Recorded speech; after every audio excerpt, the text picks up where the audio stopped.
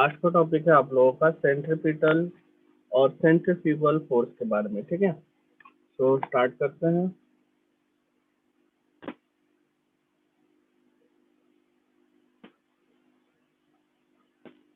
Centripetal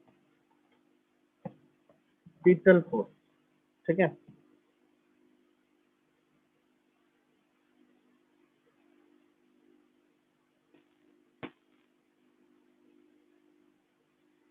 centripetal force का मतलब क्या होता है?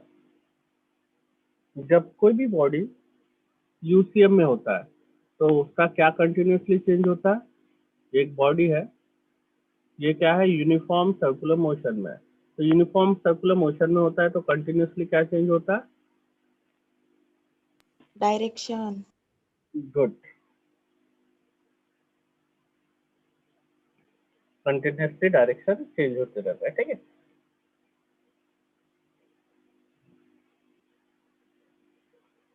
ठीक है। सो आपको पता है कि जब भी डायरेक्शन चेंज होता है, so direction change because of external force, because of external force, ठीक है, बिकॉज ऑफ एक्सटर्नल फोर्स। सो अगर मैंने आप लोगों को बोला कि बेटा मुझे सेंट्रीपिटल फोर्स का डेफिनेशन बताओ, तो क्या बताओगे? A force directed along the radius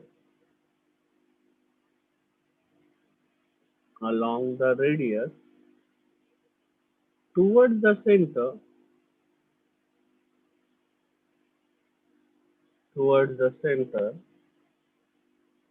ठीक है, along the radius towards the center।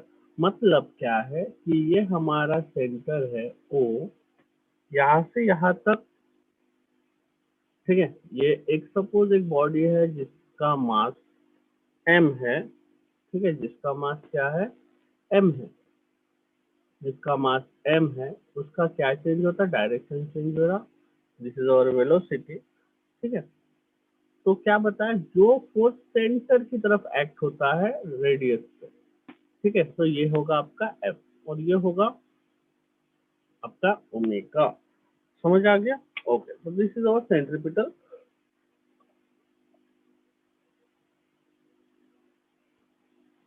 Force, ठीक है। so, अगर इसका फॉर्मूला मैंने आप लोगों को बताया कि बेटा इसका फॉर्मूला बताओ, तो आप लोगों को पता है फोर्स क्या होता है?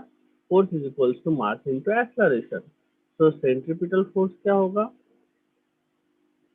ठीक है, सेंट्रीपिटल फोर्स क्या होगा? सेंट्रीपिटल फोर्स क्या होगा? Centripetal force is equals to mass into centripetal acceleration. Mass into centripetal acceleration होगा, राइट ना?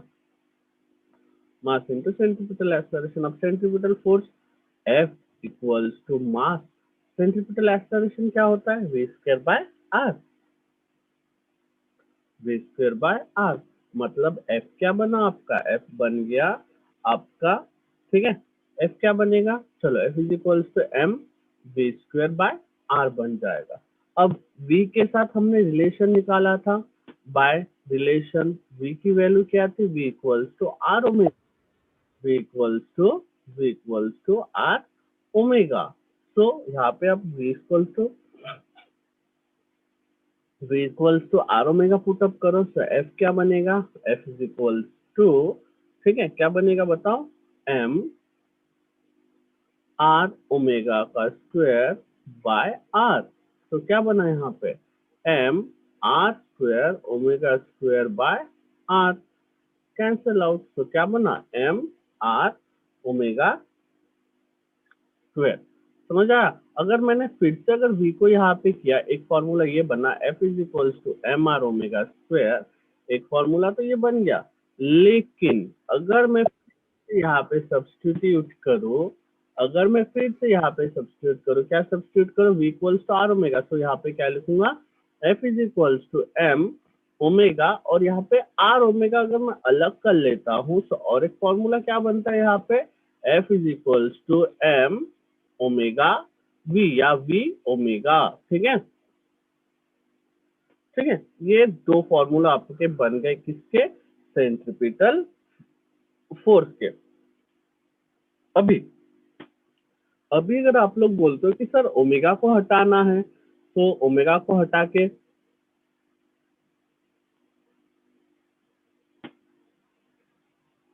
नया फॉर्मूला लाना है, तो ओमेगा क्या होता है, ओमेगा होता है where what is omega, omega equals to 2 pi by T और 2 पाई एफ। ठीक है ना, omega equals to 2 pi by T या 2 पाई एफ। तो यहाँ पे डालेंगे तो एफ क्या बनेगा, ठीक है, यहाँ पे डाल देते हैं, ओमेगा को हटा देते हैं। So from this F becomes M we.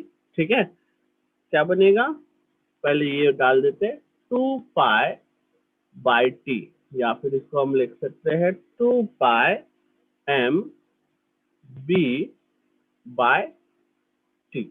एक तो ये फॉर्मूला बन गया, या फिर ठीक है, या फिर अगर एफ के टर्म्स में लिखे तो एफ इज इक्वल टू क्या बन जाएगा, मतलब फ्रीक्वेंसी के टर्म में लिखे तो एम बी 2 पाई एफ, या फिर 2 पाई एम एम वी एफ।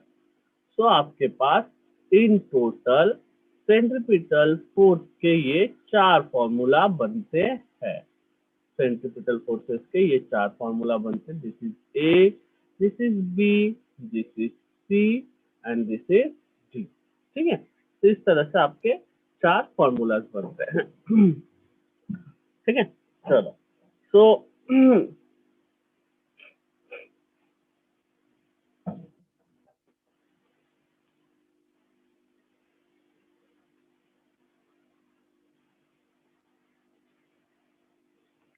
ठीक है, इसको हम अभी वेक्टर फॉर्म में लिखते हैं। कौन से फॉर्म में, vector form.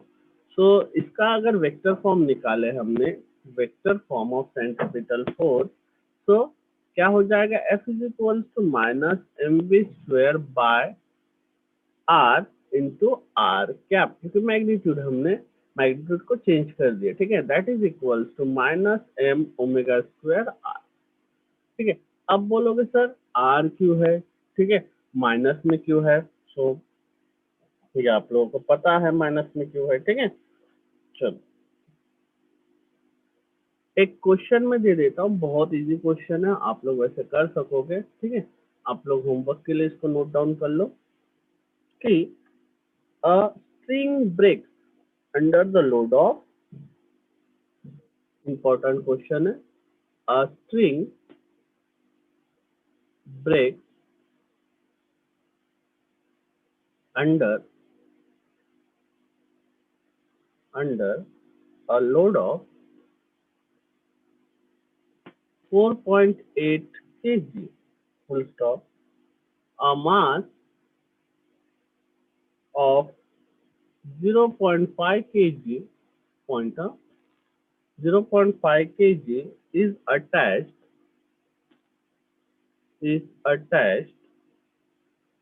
to one end, एक एंड पर अटैच्ड है। ठीक है, of the string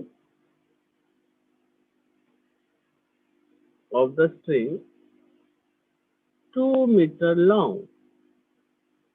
and is is rotated in a horizontal circle, in a horizontal circle. Determine the number of determine the number of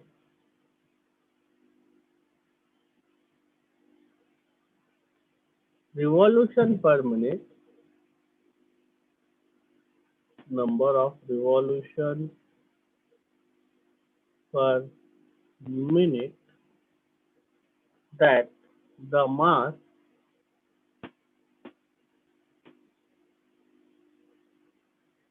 the mass can make without breaking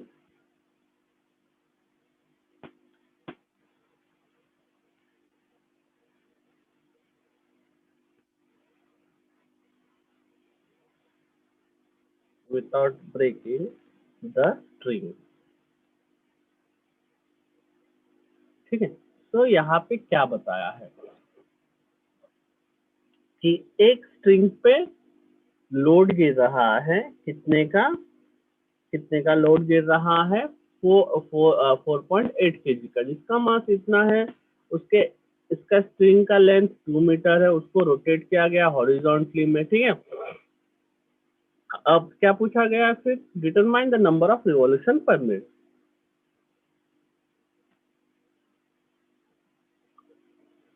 तो इसको जब आप लोग solve करने बैठोगे तो आप लोगों को क्या निकालना है, पहले मैं गिवन बता देता हूँ, ठीक है। मैं स्टेप्स बता देता हूँ, सॉल्व आप लोग कर लेना। गिवन में क्या दिया है, मास दिया है 0.5 kg का, आर दिया है 2 मीटर का, और जी तो दिया नहीं है, इसीलिए स्टैंडर्ड इक्वेशन लेंगे 9, मतलब स्टैंडर्ड वैल्यू लेंगे 9.8 मीटर पर सेकंड स्क्वायर का। अब बोलोगे कि सर निकालना क्या है, ठीक है। तो यहाँ पे आप लोगों को निकालना है मैक्सिमम नंबर ऑफ रिवॉल्यूशन पर मिनट। तो रिवॉल्यूशन मतलब एफ फ्रीक्वेंसी आता है, तो फ्रीक्वेंसी के लिए एफ चाहिए, बट एफ किस में है, केजी में है। तो इसको किसमें निकालना है, टेंशन है ना, ये F is the load tension में। तो F is equal to 4.8 kg weight. अब केजी वेट को आपको न्यूटन में करता आता है, 4.8 इंटू 9.8 न्यूटन। आपको निकालना है एफ। सो एफ के लिए मैंने अभी बताया, राइट ना, हॉरिजॉन्टल होता है तो सेंट्रीपिटल फोर्स लगेगा। सो मैंने अभी आप लोगों को बताया F is equal to what, F is equal to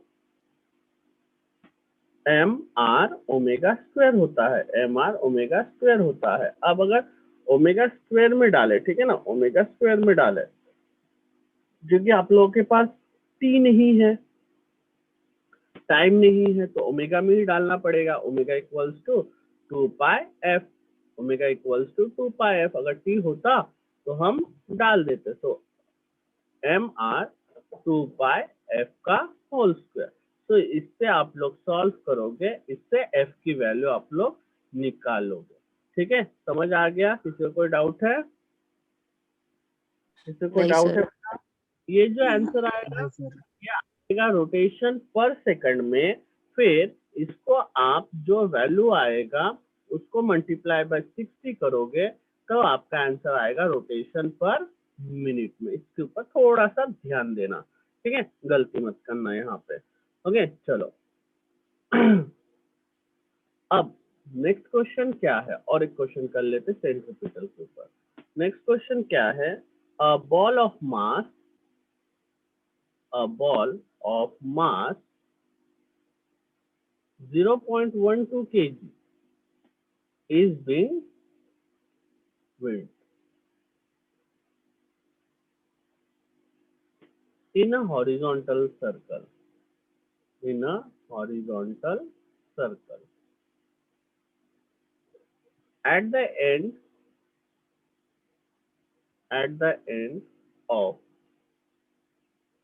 string, at the end of string, 0.5 meter long, full stop, it is capable of making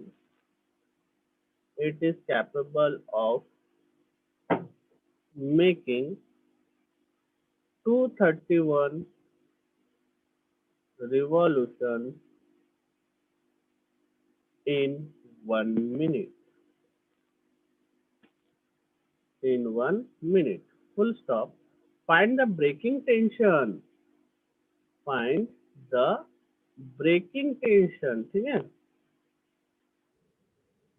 breaking tension of the string. यानी string कितने tension पे टूट रहा था, मतलब capital है। तो यहाँ पे आपके पास क्या क्या गिवन दिया है सॉल्यूशन में, बॉल का मास दिया है m इक्वल्स 0.12 kg, ठीक है। स्ट्रिंग यानी आर दिया है 0.5 मीटर, ठीक है। उसके बाद आप लोगों को क्या दिया है, ओमेगा दिया है। ओमेगा कितना दिया है, capable of making 231 revolution in 1 minute. अब बोलोगे सर उसमें आपने हमको क्या बोला, उसमें एफ दिया है, इसमें आपका क्या दिया है, ठीक है। उसमें आपने ओमेगा क्यों नहीं निकाला, ठीक है, ओमेगा क्यों नहीं निकाला, इस पे आप ओमेगा क्यों नहीं निकाल रहे, ठीक है। दोनों क्वेश्चन को जब आप थोड़ा सा ध्यान से पढ़ोगे तो आपको समझ आ जाएगा।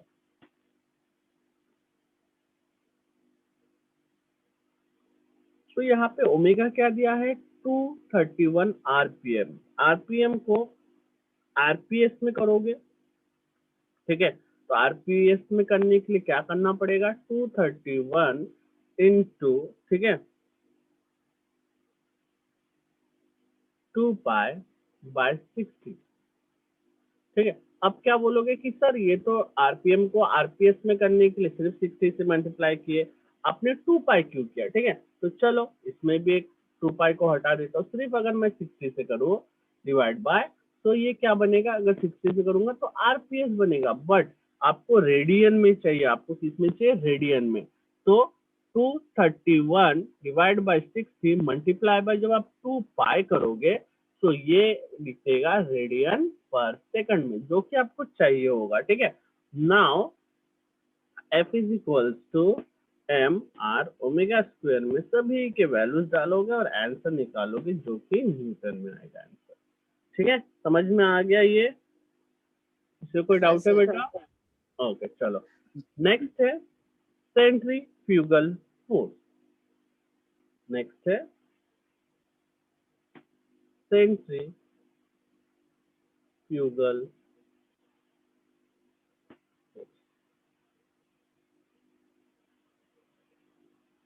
ठीक है। What is mean by centrifugal force, जब भी हम सेंट्रीफ्यूगल फोर्स में क्या बोलेंगे कि जैसे वो टुवर्ड्स द रेडियस की तरफ एक्ट हो रहा था, ये अवे फ्रॉम द रेडियस की तरफ एक्ट होगा, बस दोनों में यही फर्क होगा, ठीक है। दोनों में आपका यही फर्क होगा, वही आपको ध्यान में रखना है। जैसे यहाँ पे ये सेंटर था, ये होगा आपका टेंशन, ये होगा आपका टेंशन, ये तो आपको पता है, ये होगा आपका वेलोसिटी, राइट। और इस डायरेक्शन में जो एक्ट होगा वो होगा आपका सेंट्रीफ्यूगल सेंट्रीफ्यूगल फोर्स, ठीक है, सेंट्रीफ्यूगल फोर्स।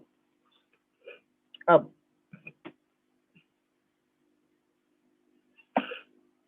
ठीक है, चलो, सो इसका अगर डेफिनेशन हम लिखते हैं, so what is definition, the force centrifugal force is can be defined as the radially directed outward force, the radially directed outward force, the radially directed outward force acting on a body in circular motion, in circular motion, ठीक है। चलो, तो इसका भी क्या formula होगा, फिर क्या होगा, centrifugal force is equals to mass into centrifugal acceleration, centrifugal acceleration, so वही होगा, that is equals to f m is equals to v square, sorry f नहीं लिखा था, f is equals to m v square by r, that is equals to f is equals to m r omega square, या फिर f is equals to m v omega, same to same. सिर्फ इसको जब हम vector form में लिखते हैं तो ये अवे है, ठीक है, जिस डायरेक्शन में फोर्स है उसी डायरेक्शन में ये अवे है, तो इसीलिए इसका जो वेक्टर फॉर्म होगा, वेक्टर फॉर्म में माइनस की जगह पे प्लस आ जाएगा। तो f is equals to mv square by r into r cap into r cap, ठीक है। तो इसका भी एक छोटा सा आप लोगों को दे देता हूँ न्यूमेरिकल। तो इसका भी एक छोटा सा न्यूमेरिकल दे देता हूँ, question number 3। so a gramophone a gramophone disc rotates at 6 rpm 60 rpm full stop if coin of mass 18 gram is placed. 18 gram is placed at a distance of at a distance of 8 centimeter from the center. 8 centimeter from the center. Full stop. Determine the centrifugal force. The centrifugal force acting on the coin. Acting on the coin. ठीक है, तो चलो इसको solve करते हैं. Solution as given क्या क्या दिया, आरपीएम यानी ओमेगा दिया है. ओमेगा इक्वल्स टू 60 आरपीएम, तो इसको रेडियन पर सेकंड में करो, तो that is equals to 60 into radian per second. 60 divide by 60 multiply by 2 pi into 60. ठीक है, डायरेक्ट हम रेडियन पर सेकंड में कर रहे हैं. That is equals to 2 pi radian per second. 2 pi radian per second. अब निकालना है सेंट्रीफ्यूगल फोर्स.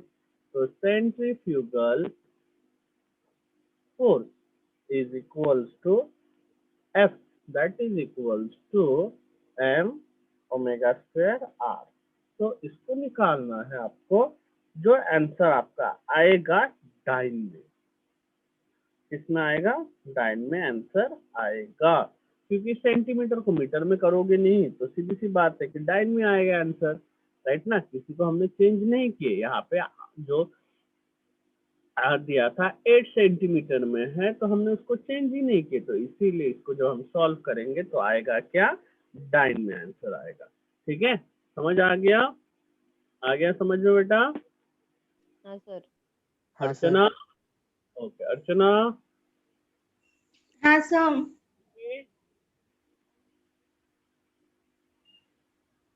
संस्कृति. हाँ सर. आया बेटा समझ में. हाँ सर. ओके चलो.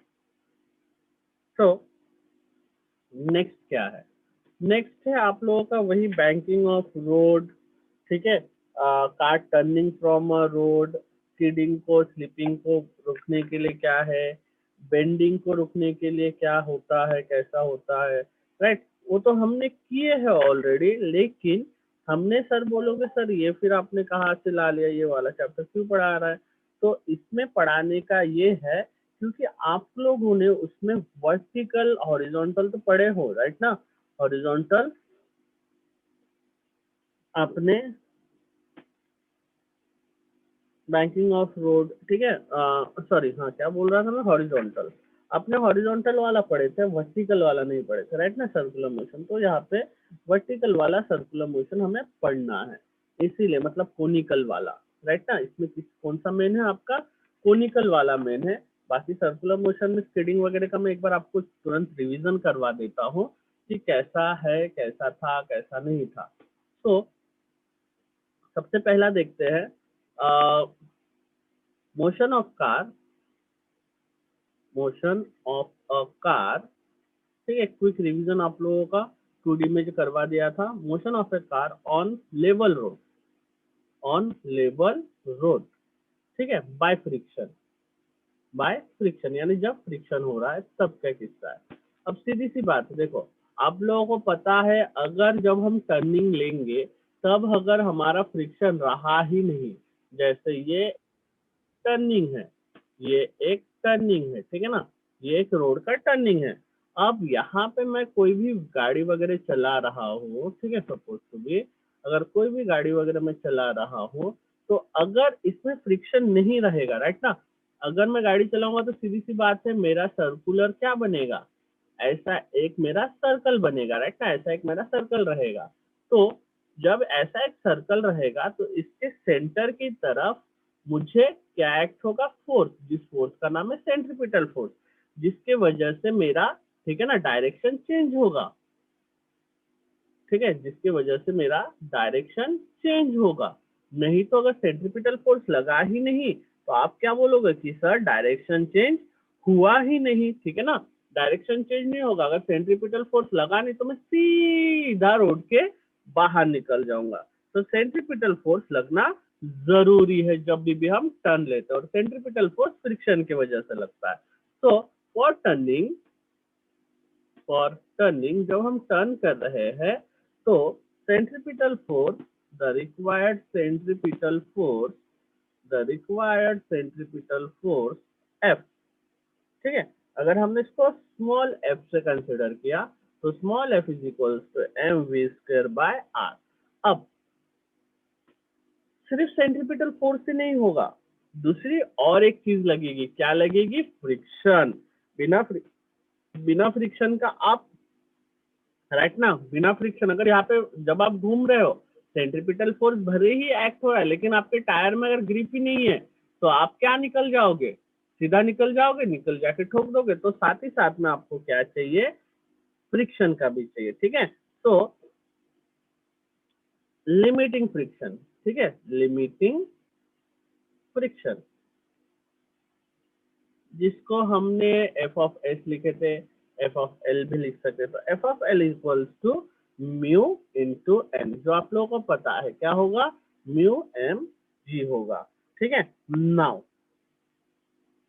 अब सेफ्टी अगर आपको चाहिए तो क्या बड़ा होना चाहिए? लिमिटिंग फ्रिक्शन बड़ा होना चाहिए किसके कंपैरिजन में? एफ के कंपैरिजन में लिमिटिंग फ्रिक्शन बड़ा या उसके बराबर होना चाहिए। समझ आ रहा है ना? अगर नहीं आया, देखो ये दोनों, अगर ए लिमिटिंग फ्रिक्शन अगर बड़ा नहीं हुआ तो आप सेफली टर्न नहीं कर सकते, आप स्लाइड कर सकते हो, ठीक है। फॉर सेफ टर्न और विदाउट स्लाइडिंग। समझ आया क्या बेटा? मैंने यहाँ पे ये टर्म लिखा, आप लोगों को समझ में आया? हाँ sir. Centripetal force must be greater than or centripetal force is less than or equal to f of l, limiting friction. अब वैल्यूज डालते हैं दोनों का। सो वैल्यूज अगर डालेंगे तो क्या बनेगा? M V square by R greater than equals to mu M G. चलो म्यू एम जी कैंसल हो गया, तो यहाँ से v की वैल्यू निकालना, v, ठीक है, ग्रेटर देन इक्वल्स टू क्या बना? या r इधर गया तो root of mu R G, root of mu R G बना। सो याद रखना कि आपके पास जो मैक्सिमम वेलोसिटी होनी चाहिए, the maximum velocity for no skidding, no skidding और slipping, or slipping is equals to maximum V max, that is equals to root of mu r g। ये हमने ऑलरेडी देख लिया था, फिर मैंने आप लोगों के क्विक रिवीजन के लिए, ठीक है, ये चीज आप लोगों को बता दिया है। ओके चलो, तो इसी के ऊपर मैं एक न्यूमेरिकल छोड़ देता हूँ, आप लोग करके मुझे भेजोगे। क्वेश्चन नंबर 5 आई थिंक या 4, कितना था? 3, ओके 4 था।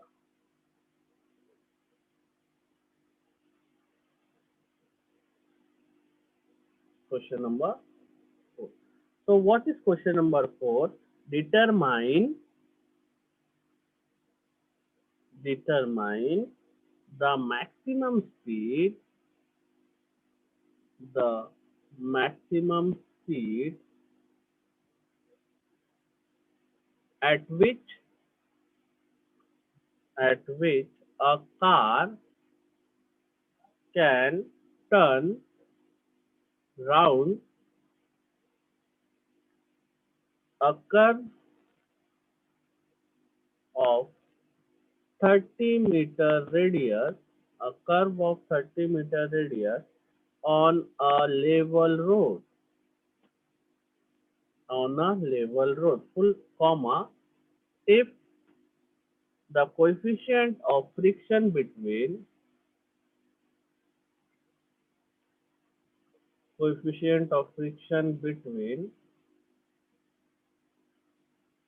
the tires and the road tires and the road is 0.4. ठीक है, तो गिवन क्या क्या दिया है यहाँ पे आप लोगों को, गिवन क्या क्या दिया है, और determine the maximum speed of the car can turn round a curve of R दिया है 30 मीटर का, चलो बहुत बढ़िया। आगे the coefficient of friction mu दिया है 0.4 का, और जी लेते हैं हम 9.8 मीटर पर सेकंड स्क्वायर का। So then as to find में क्या फाइंड अप करना है आप लोगों को, मैक्सिमम स्पीड यानी वी मैक्स फाइंड अप करना है। So V max equals to root of mu R G, ये वैल्यू सब्स्टिट्यूट करोगे और आंसर लाओगे। समझ आ गया बेटा, आ गया समझ? 10.48 सर। चलो वेरी गुड, ठीक है। अब देखते हैं बैंकिंग ऑफ रोड, ठीक है, देखते हैं क्या बैंकिंग ऑफ रोड, ठीक है। सो motion of car, motion of a car on banked, already ये रोड बैंक्ड होके है, बैंक्ड होके है ना, बराबर इसका आर है, रेडियस है, सब कुछ बराबर है, ठीक है, ऑन अ बैंक रोड। चलो, तो इसको पहले हम बनाते हैं।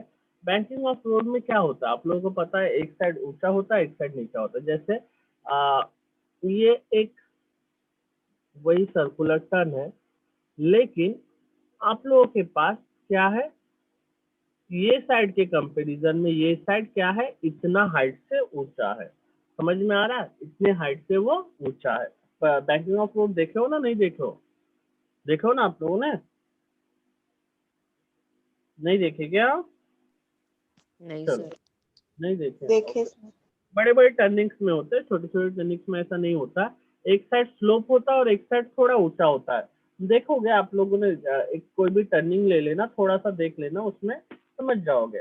तो जब भी यहाँ पे कोई भी कार रहेगा, ठीक है, यहाँ पे सपोज टू भी कोई भी कार है, ठीक है, इसको मैं ऐसा बड़ा करके बना रहा हूँ ताकि आप लोगों को और अच्छे से समझ में आ गया, ठीक है। ये थीटा है, सपोज ये क्या है आपका थीटा एंगल है, जिससे वो इसके कंपैरिजन में थोड़ा सा ऊपर है। अब जब भी ये कार सपोज इधर जा रहा है, आप लोग कोई भी टर्न ले सकते हो, ये वाला भी यहाँ पे भी कंसिडर कर सकते हो। अब कार यहाँ पे घूम रहा है, ये क्या से बनाऊं, यहीं पे बना देता हूँ मैं,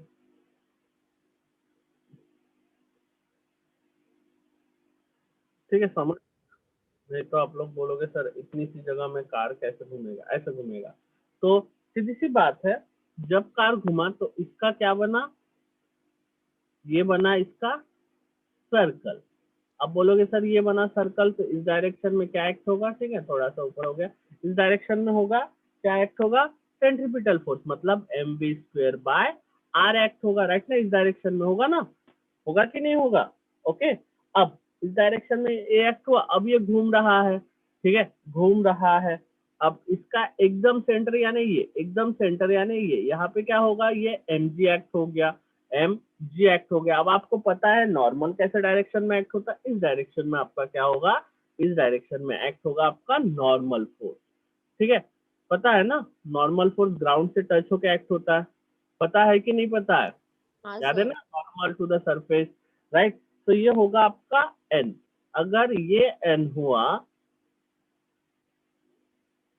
ठीक है, ये एन हुआ, तो ये वाला एक कंपोनेंट बनेगा, राइट ना, ये वाला एक कंपोनेंट बनेगा, मतलब ठीक है, मैं यहाँ पे पहले फीचर माचर कर लेता हूँ, फिर आप लोगों को समझाता हूँ इसको बाहर लेके जाके, ठीक है। मतलब ये थीटा हो गया और ये वाला एन का दूसरा कंपोनेंट हो गया। अब मैं इसको यहाँ पे बना के समझा रहा हूँ, देखो ये कार का एकदम सेंटर है, तो इस डायरेक्शन में होगा mg।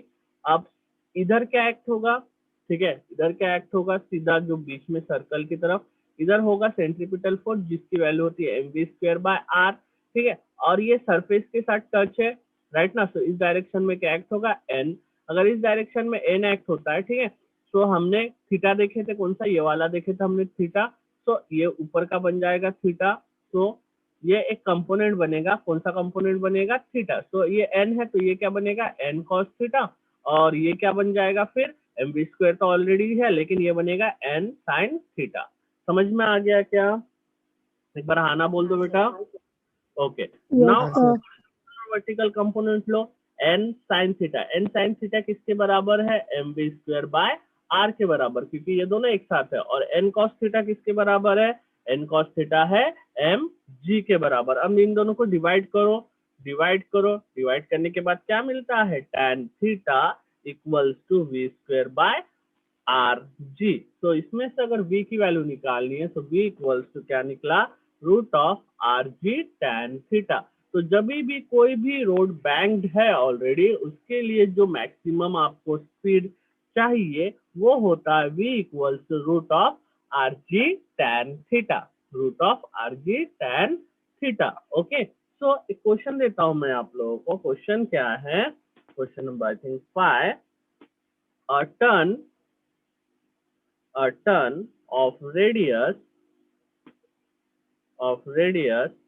600 meter, a ton of radius 600 meter is banked for a velocity for a vehicle of mass 200 kg going with a speed of 180 km per hour. Determine the banking angle of its path। मतलब theta निकालना है। आगे सभी, चलो okay, चलो very good, ठीक है। तो इसमें आप लोगों को क्या निकालना है, थीटा निकालना है। तो सॉल्यूशन गिवन क्या क्या दिया है पहले वो देखते हैं। रेडियस आर दिया है 600 मीटर का, चलो मास दिया है 200 केजी का, मास दिया है 200 केजी का, राइट ना। तो यहाँ पे तो मास लगता ही नहीं है, क्योंकि बैंकिंग पे कभी भी सर्कुलर मोशन के लिए हमें मास पे वो डिपेंड नहीं करता है। v दिया है बट 80 किलोमीटर पर ओवर में दिया है, उसको मीटर पर सेकंड में करते हैं, तो 180 इंटू 5/18 जो कि आता है 50 मीटर पर सेकंड का। नाउ आप लोगों को क्या निकालना है, बैंकिंग एंगल यानी थीटा निकालना है। तो आप लोगों को जैसे पता है tan थीटा क्या था, tan थीटा था v square by R ji.